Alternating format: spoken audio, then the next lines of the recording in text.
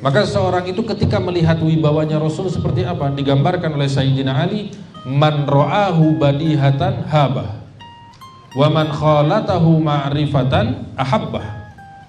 Kalau orang melihat Rasulullah itu pasti orang itu akan melihat gentar. Gentar kenapa? Melihat wibawa Rasul sallallahu alaihi wasallam. Wa man khalatahu ma'rifatan ahabbah. Tapi kalau sudah berbicara dengan Rasul, kalau sudah ngobrol dengan Rasul, kalau sudah duduk dengan Rasul, apa yang terjadi? Muncul kecintaan dalam hati kepada Rasul sallallahu alaihi wasallam.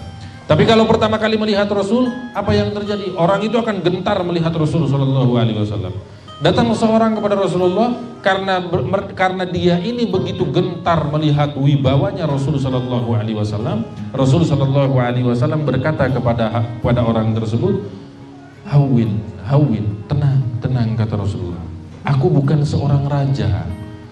Aku adalah seorang hamba, seorang budak yang dilahirkan oleh seorang perempuan yang memakan daging yang dikeringkan di kota Makkah."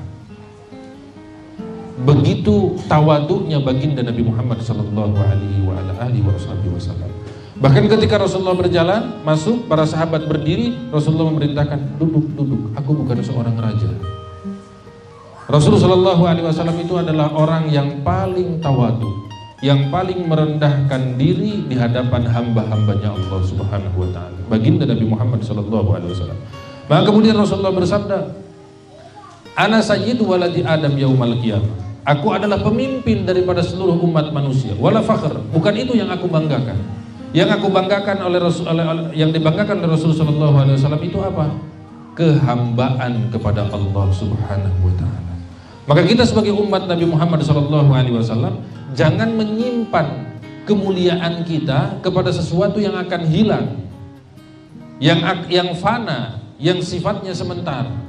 Jangan kemudian kita merasa mulia karena kita memiliki mobil.